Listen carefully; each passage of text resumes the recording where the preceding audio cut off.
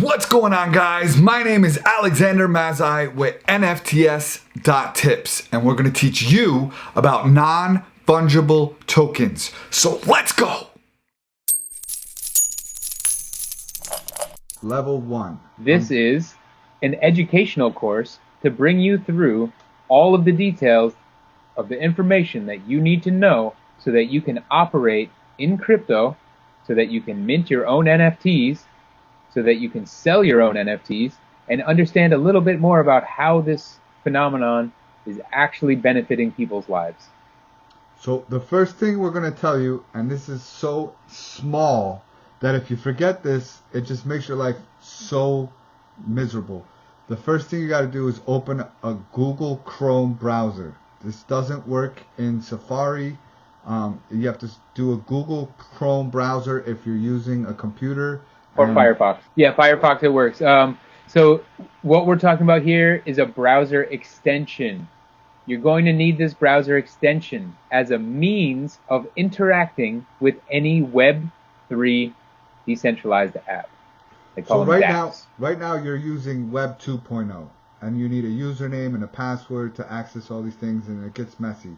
The Web 3.0, you're going to use this wallet to access and to sign all your transactions of what you're doing online. So that'll track things like your profile. That'll track things like your spending and your spending history. That'll be the place where you can choose to send or sign transactions and approve bids. So pretty much any action and interaction that you're going to have with any of these Web3 dApps, which is essentially just the next layer in evolved website. You know, we're throwing around a lot of jargon, but let's face it, like we're talking about being able to go to a website that interacts with cryptocurrencies. You're going to need one of these to interact with it.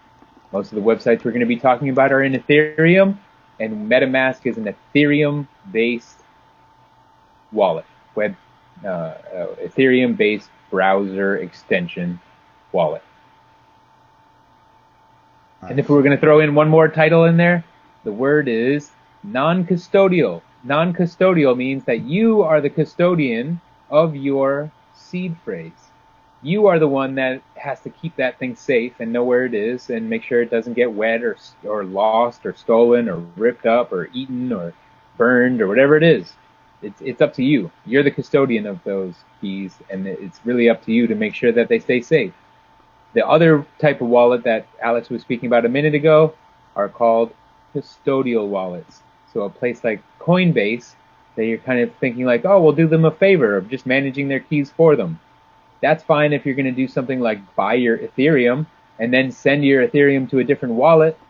But after you buy it, it's definitely highly recommended that you do send it to a different wallet. And that second wallet that you would send to, for you to be able to interact and spend that ETH and be able to buy NFTs or get your domain or anything that you're going to operate on Ethereum, you're going to need Metamask. Alright, so we made this super easy. If you're on a phone, you could just click on this link. I don't know if you saw me set this up, but we have a new profile. This is a little secret. You click on this little circle over here and you create a new profile. So this is like if you're installing a whole new computer, you have a brand new browser, there's no saved anything. It's like a brand new access point to the internet. So I like to just start that new, and we're going to download the Google Chrome extension. So you just click on this button right here, and it's going to bring you right to the Metamask website, and you're going to hit download now. So we're going to get the browser extension right here. It's going to open up the browser extension, and we're going to hit install Google Chrome, and it's going to open up our Google Chrome store. And it's pretty easy, super simple. All you got to do is hit this button right now. It's going to say install. One word of caution. Absolutely make sure you're getting the correct Metamask from the actual Google Chrome web store, and that it is a word of warning that there are copycats, and those copycats, just like anyone trying to get your keys and trying to get your wallet and get access to your money, there are copycats out there that will try to present you with a fake Metamask. And so just make sure that you're really paying attention, and that link, it's actually coming directly from the Google or the App Store if you're loading it on your phone. And these are little tips and tricks that we've learned and heard people's, challenges and stories. So that's why we're just trying to help you out. So I don't know why it's not doing that. So let's see if we could search for it. There's a lot of people are downloading it. Yeah. Here it goes. All right. So make sure it says offered by Metamask.io. You got 3 million users. So that's the one. You're gonna hit this one, add to Chrome. It's going to check it, make sure it's legit, then you're going to have the add extension. So we got this little puzzle piece right here, right? So you have this little pin, you're going to hit this pin, and it's going to allow it to be visible on this thing. So that's one of the first things that you're going to want to do. So now that we got that installed, let's go back to the website. Go back to NFTs.tips. And we're done. That was it. Not too shabby, right? So let's open up the Metamask application and get this going. So just to be clear, you have now installed Metamask into your browser. That's a very important and fundamental step. But you haven't yet created the wallet, and so that'll be the second step. So you've installed the Metamask application as a browser extension, and what we're about to do now is actually set up a wallet, and then you can see where this phrase we keep talking about, the seed phrase, you'll see where that comes into play. Alright, so we're going to hit get started, and if you have a wallet already, you can import it using those 12 seed words like we just said. So if you destroy your phone and you had those words written down, you can easily just import a wallet, and everything that you had in that wallet will now reflect in this wallet. But we're going to set up a new one right now. So we're going to click set up a new one, and it says make sure never collect keys, address, transactions, balances, hashes, or any personal information. So this is just basically saying that they're not doing anything to collect your data, which is an awesome feeling. So the next one is going to basically say create your password. So we'll create a password. And I recommend you saving this on that piece of paper too. Oh, I had key locks on. Let's try it again.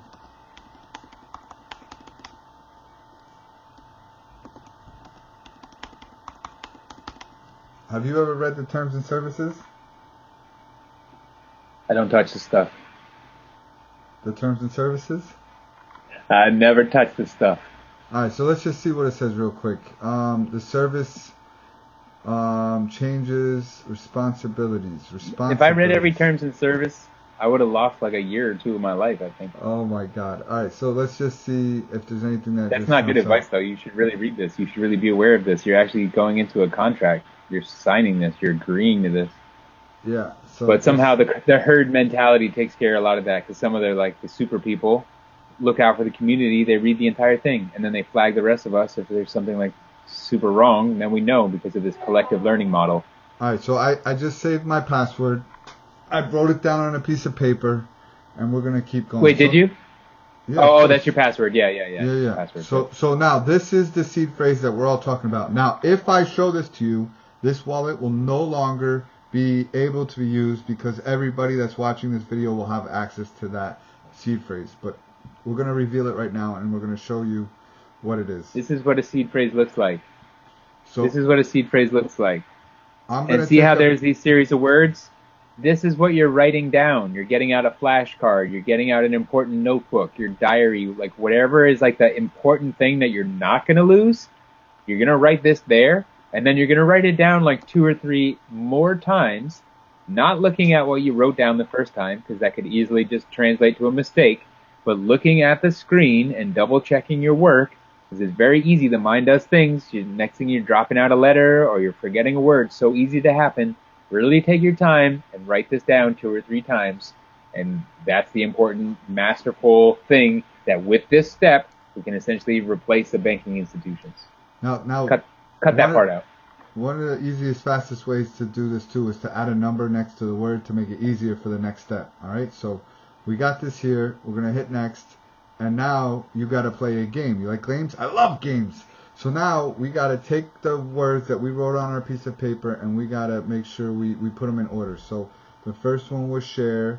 then it was earn, then it was glare, then the next word was sound, then it was more, then it was place, then it was joke, hunt, obvious, journey, 12 lamp. 12 lamp. Now if you get it right, you get confirmed. But let's say we got lamp and 12 wrong, it will not let you confirm. So you have to have it in the right order, and the right order was 12 lamp in order for you to continue. Now that we have it in the right order, we hit confirm, and we have officially set up our MetaMask. Okay? So you're all done. This is something that's a little bit more advanced. We're going to get back to that in a little bit, but we're going to just skip that for right now. So let's go over the anatomy of a wallet. Okay? So the first thing is your account name. And you can change this name to be anything that you wish. And right underneath here is your public seed phrase, your public address. So this is where you're going to receive things when people are going to send you money or send you NFTs. You're going to give them this address, and all you have to do to copy it is just tap on it, and it copies it to your paste. What is it called? The pasteboard, and then you can paste it wherever you need. Your clipboard. If you want to buy things, we've heard a lot of people struggle with this option in MetaMask. It brings you to a site called Wire. We have other onboarding ways. Okay, so why would you want to buy? What are you buying, and why would you want to buy anything? What are you going to put in your MetaMask, and why would you want something in there? This is where you buy cryptocurrency in MetaMask. So if you want to buy ETH, if you want to buy Ethereum, you want to buy ETH and be able to have that directly in your MetaMask without having to transfer it, there is a way. It just doesn't work in all states. Some states do not allow that. They use a platform called Wire to enable that purchase of ETH directly into MetaMask. And Wire just doesn't allow certain states, like in the Northeast. So the next one is send. So you hit the send button, and just like Why would you hit send? What are you sending? If I had money in my wallet, I want to send it to you. So so you wanted to send me some money. So this is the process. You're going to send your ETH. So buying or receiving is when someone's going to send you money.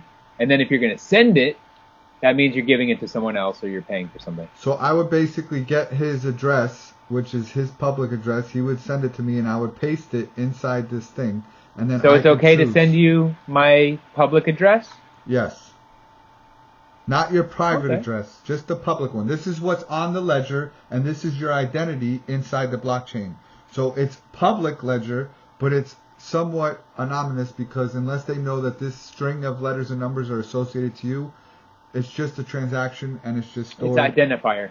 So yeah, it's your ID. So if I'm going to send some money out there, and if I was going to wire it to your bank account, if we're talking about fiat, and I had some money in my bank account, and I wanted to send it electronically to your bank account, one way they do is like a ACH wire transfer. So let's say something similar to that. I would need your account number. So this is something like your account number. So let's say I want to send you $1,000, right? Well, unfortunately, it starts in ETH. So I put in 1,000 ETH, which is $2.2 million. I didn't want to do that, right? So you hit this little button here, and it switches it to USD, and $1,000 is only 0.43 ETH.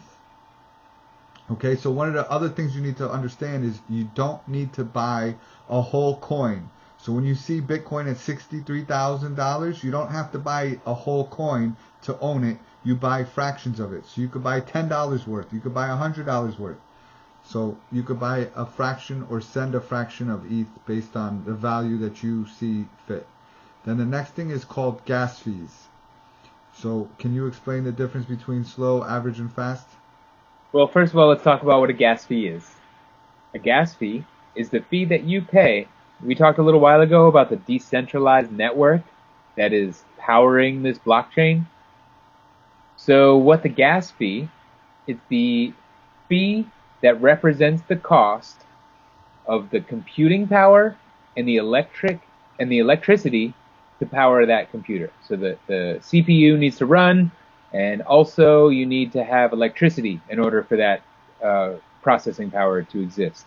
And so the gas power is essentially the equivalent value for you to pay all of these different miners with all of their different computers, 40,000 different systems and growing, that you have to pay them something in order for them to take your transaction and process it into the blockchain. And that is what they call a gas fee.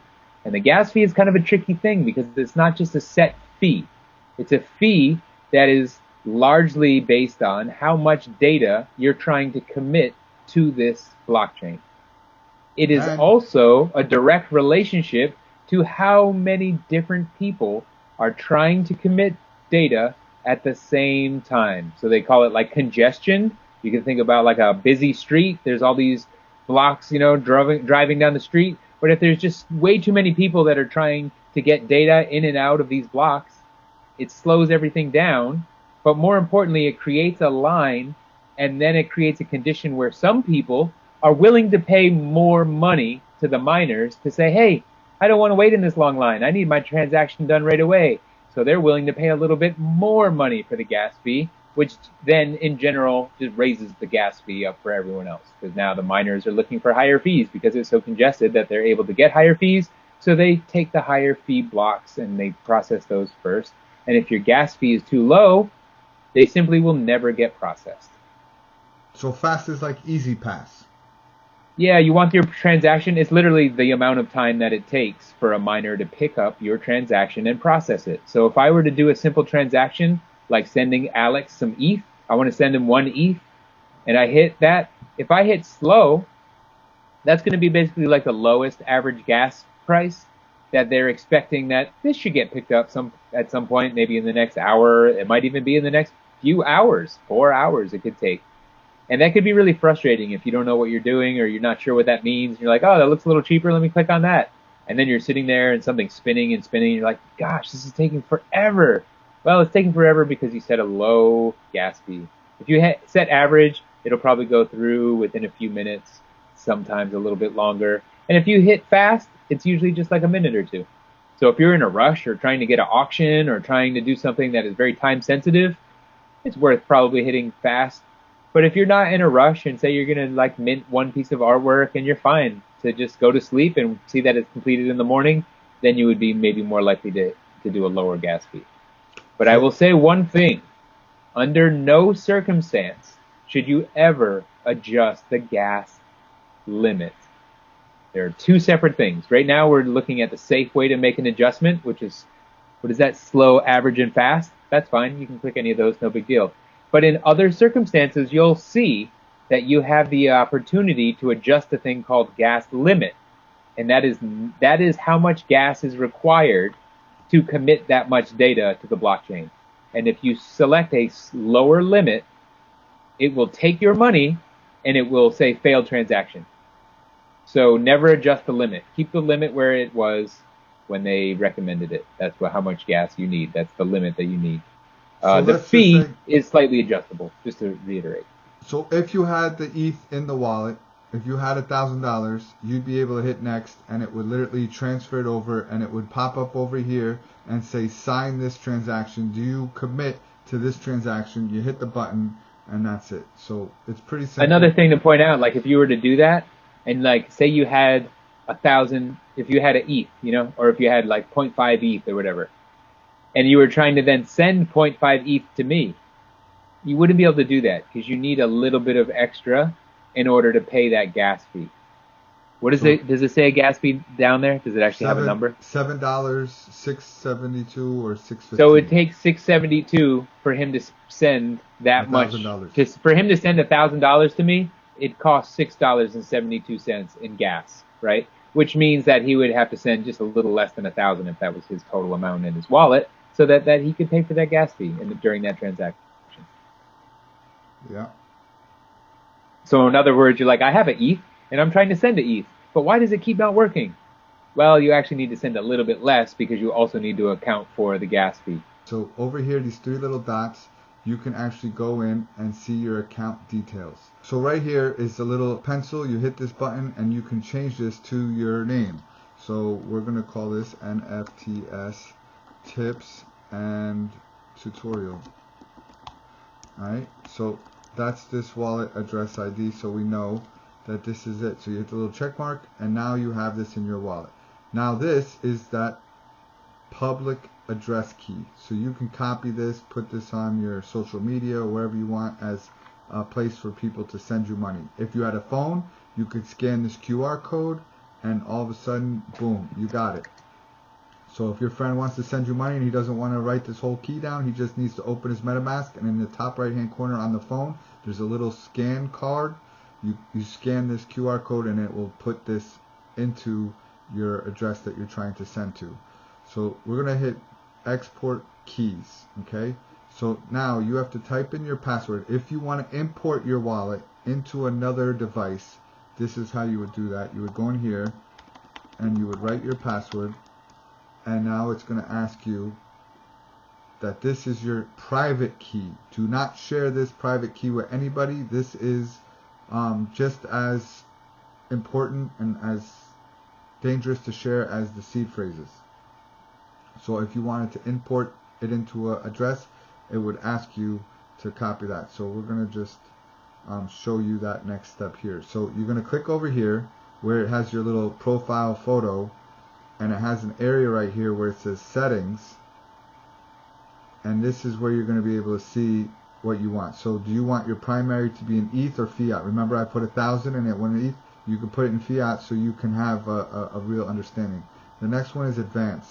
So if you want to sync it with your mobile phone, you're going to click this button. You're going to type in your password. You're going to download the app on your phone. You're going to put your password in here, and boom. Hit next. Now you're going to get a different QR code, and you're going to go into your mobile phone, and it's going to ask you to import your Metamask wallet. This is the scan code that you would do to sync it with your mobile phone.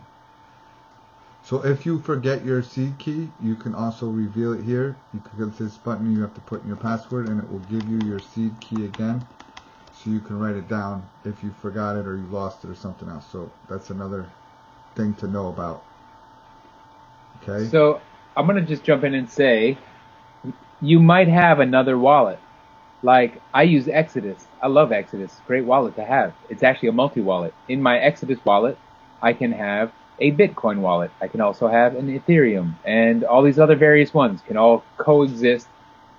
Although they're separate, you know, they're each in its own lane. Like I was saying before, you can't put Ethereum in a Bitcoin wallet.